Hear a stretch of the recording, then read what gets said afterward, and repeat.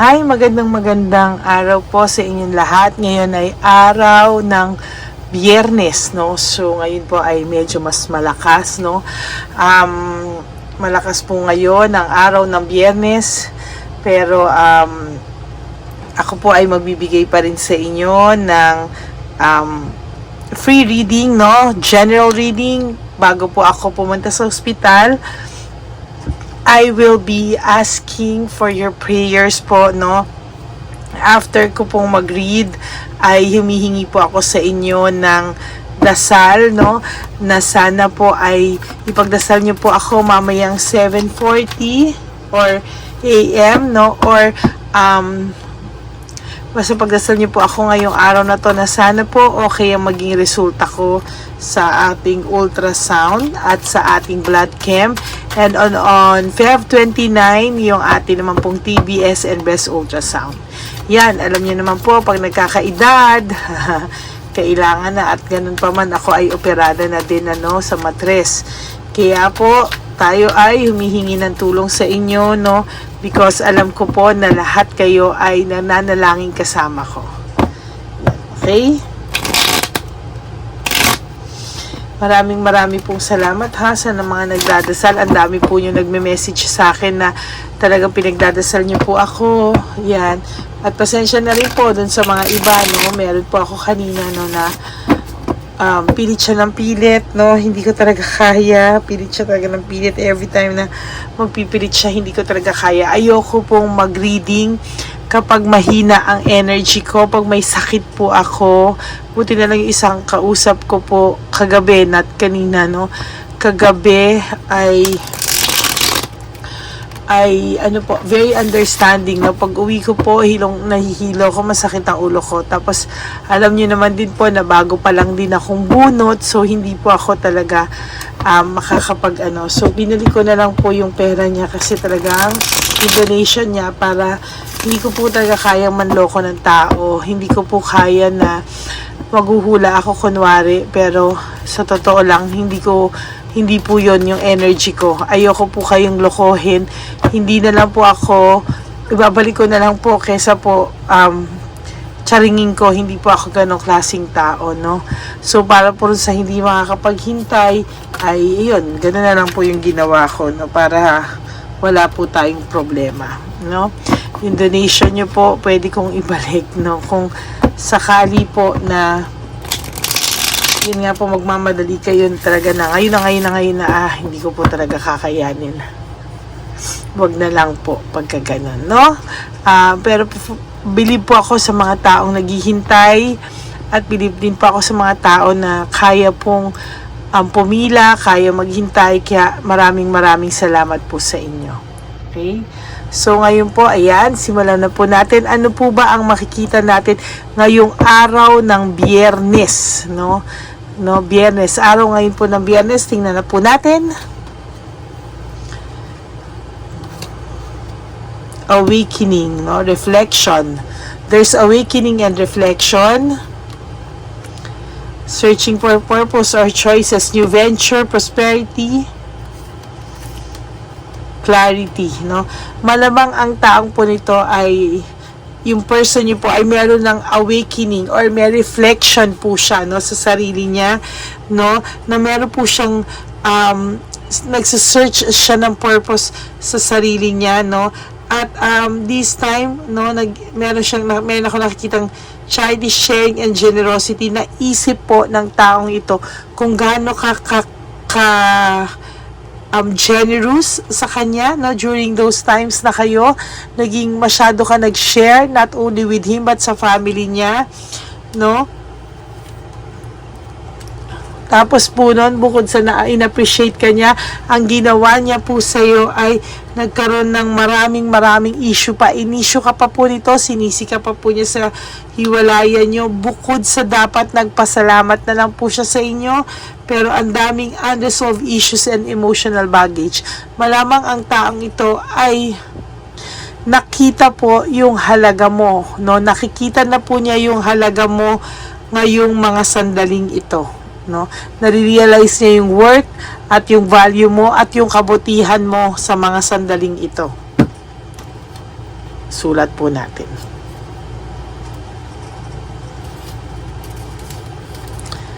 Sulat po natin. Ano? Baka makalimutan ko na naman po.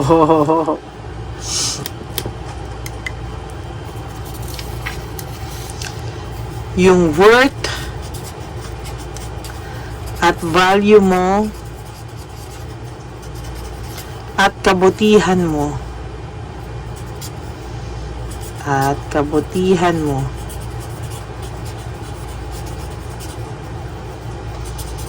ay naiisip niya sa mga sandaling ito.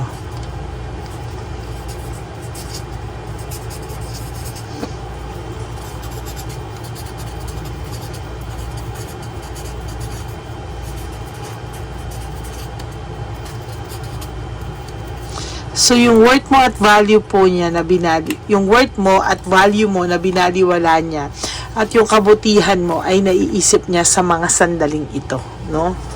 Naiisip ka po niya. So, naisip niya kung ano yung mga sinakripisyo mo daw sa pamilya niya, kung ano daw yung minahal mo sa pamilya niya. Ayan, no? Pero bukod doon, hindi ka pa din niya sineryosong yung pahalagahan, ano? Hindi ka pa niya sineryosong pahalagahan, which nag-lead po sa frustration sa taong ito, no? Napagod ka na po sa taong ito, sa totoo lang, at dumating po sa point na nagagalit ka na po or nagalit ka po sa taong ito, no? Dahil sa sobra ka pong nasaktan, there's heartbreak, suffering, and grief, no? Nakakaramdam ka po or nakaramdam ka before ng galit, pero yung for those of you, feeling ko po, no, sa energy nyo, tinatanggal mo yung galit, pilit mong nilabanan yung galit, hindi mo in-entertain yung galit. And para naman po sa iba sa inyo, winish na lang po talaga na maglaho na tong taong tong parang bula, tulad ng mga nababasa ko sa inyo, no. Ayan, no.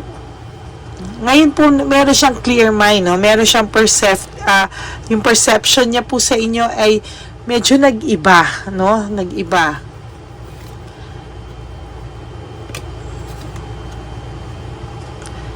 Pero nadi-discourage po ito, no? Nadi-discourage siya sa sitwasyon niya ngayon. Nadi-discourage siya lumapit sa inyo. Why? Because nadi-discourage siya kasi sa totoo lang, ang lalim na nung sakit na naibigay niya sa'yo and hindi niya alam kung mag-work out pa kayo because of the pain, the trauma na kinos niya sa'yo, sa buhay mo. Ayun, no, na-trauma ka kasi. There's anxiety trauma, no? Na-trauma ka sa taong to. Pero alam mo, kapatid, no, for some of you, nasa kaibuturan pa rin ng puso mo ang taong ito. And iniisip mo pa rin siya, happy memories healing. Parang ang feeling mo, itong taong to na nanakit sa'yo, nanakit sa'yo, ay ito rin yung same tao na makakapagpagaling sa sakit na nararamdaman mo or sa lungkot na nararamdaman mo. But for some of you, wala na silang pakialam. Dead man na sila, no? Kung ma-realize mo man yung worth ko o yung value ko o yung kabutihan kong ginawa, regalo ko na sa iyo, bahala ka na sa buhay mo, no? For some of you, ganun po yung nakikita ko. Wala kayong contact ngayon halos, no? So, disconnected kayo with each other. Dissatisfied ka, oh? Lack of inner joy. No, hindi ikaw siya. Dissatisfied siya, may lack of inner joy, no? At itong taong to ay selos na selos sa mga oras na to na hindi niya maintindihan ang sarili niya, bakit kailangan niya magselos sa isang bagay o isang tao na hindi naman niya alam kung ano ang pinagseselosan niya at all, no? Malamang ang taong ito ay nagsiselos, ayaw niya po kasi nang makaka-move on ka, no? Ang gusto ng taong to ay hindi ka po maka-move on at all, no? Yun talaga yun, hindi ka maka-move on at all. Gusto po ng taong to na lagi ka na lang naghihintay sa kanya, which is not fair, no? Hindi po talaga ito fair. Kaya alam po sa tagal nyo, parang itong taong to be honest with you, nakampante na kasi sa'yo, no? Na whatever happens, nandiyan ka. Kaya kahit mambabae siya o manlalaki siya, kapag kinusto niyang bumalik sa'yo, you will still accept him and accept her, open arms pa rin daw po, no? Yun ang hindi maganda lang dito. This person sometimes wish na sana magkaroon pa kayo ng new beginnings, dalawa kayo, no, na magkaroon kayo ng new beginnings, at iniisip po ng taong to na sana somehow, no, maisip mo din daw po siya, at maisip mo rin daw yung happy moments nyo together, no? Kasi sa totoo lang, itong taong to ay sarap na sarap siya sa buhay nung time na magkasama kayo. Masaya lang, wala siyang problema, sinusolve mo lahat ng problema niya. Ngayon, itong taong to ay may lack of resources. He or she is very unstable. And for some of you, hindi ako natutuwa. Kasi for some of you, no, inano mo pa, no? Tinutulungan mo pa rin for some of you, ha? Not all of you, no? For some of you, tinulungan mo pa rin daw.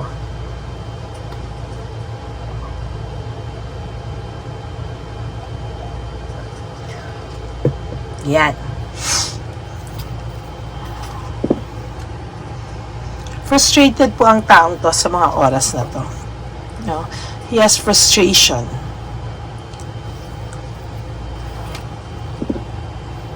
Gusto niya po kasi siya po ang laging nasusunod, no?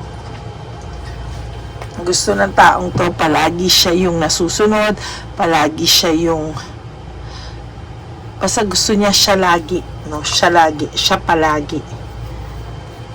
Lahat naghirap ka, lahat ng mga, lahat sinishare mo sa kanya, gusto mo kung anong meron ka, meron din siya, no?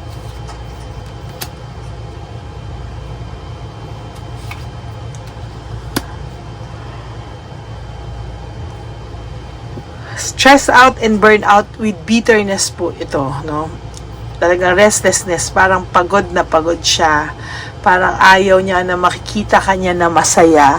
Parang it's a no-no for him na maging masaya ka, no? Gusto niya lang po masaya ka kapag nandiyan siya, no?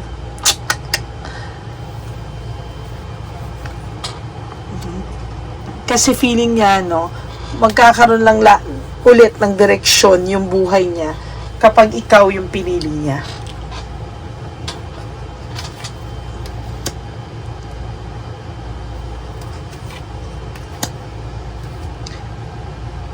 Very cold to sa mga tao ngayon. Pwedeng cold din siya sa karelasyon niya, but I will tell you, he or she is very, very, very cold, ha? Malamig siya sa pakikitungo sa mga tao. Nag-iisip din to, na iwanan kung sino man yung kinakasama niya ngayon for you, but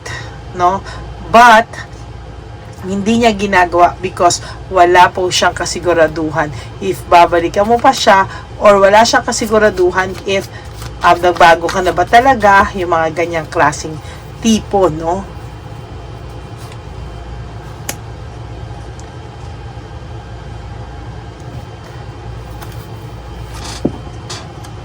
Exhausted, wala talaga po, no? Talagang pagod na pagod itong taong to, and really, really exhausted, no? Frustrated, depressed, there's fatigue and exhaustion. Exhausted po ang taong to ngayon. So that's your card, no? Yung worth at value mo at kabutihan mo, naiisip niya po kasi. Kaya sa totoo lang po, to be honest with you, may konsensya namang kasama ito sa ngayon. Kung feeling mo po ang taong to ay pusong bato, at ikaw ay pusong mamon, no? Parang mas gusto kong title yun, ano? Pusong bato at pusong mamon, ano? Ngayon niya naiisip ang kabutihan mo at value mo. Okay, yun na lang. Pusong bato at pusong mamon, sorry po ibahin natin para mas cute. Ikaw yung pusong mamon. Pero syempre, feeling ko meron niya magko-comment na hindi, madam, pusong bato na rin ako, lady. Ay. Pusong bato. Siya ay pusong bato. Ikaw si Pusong Mamon. Ngayon niya naiisip ang halaga mo. Yun na lang.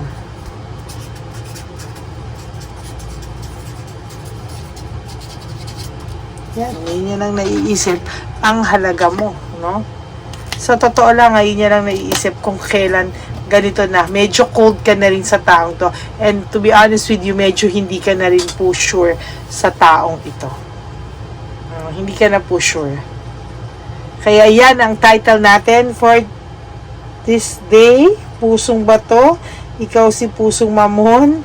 Ngayon niya naiisip ang halaga mo. So, that's it for your reading, no? I will be back, no, for another reading, pero hindi ko pa po masabi, no, kung ano. So, baka maggawa pa ako ng isang reading para mamaya lagay na lang ako ng lagay o upload or edit na lang ako ng edit para sa inyo. So, tingnan po natin kung kakayanin ko pa. So, why not, no? Pero kung hindi po, I will all see you again tonight, no, para sa isa po pong reading natin, no? General reading natin. Yun. So, maraming po salamat. Ako ay papunta na po doon. I hope na you will pray for me, no? God's will po. Please pray for me. Huwag niyo po akong pabayaan. Pagdasal niyo po ako the same way na I will always be there to pray for all of you. In the mighty name of Jesus, lahat po kayo, lahat tayo ay maging may peace ang puso natin sa mga oras na to. Okay? So maraming po salamat. And for those of you who wants to have a private reading with me, you can message me po at Lady Lee Elena. That's my only and legit FB account po. So later po, ipopost ko din po dito yung video na Lady Lee Elena para makita niyo yung spelling and everything, no? So maraming pong salamat sa inyo, and may God give you a good and great day ahead of you, no? At sana po ay maging maganda ang araw na ito para sa ating lahat. In Jesus' name we pray.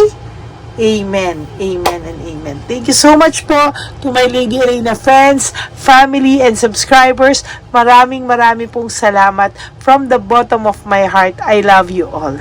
Thank you so much, and may God bless each and one of you tonight. Today. Madaling araw pa kasi.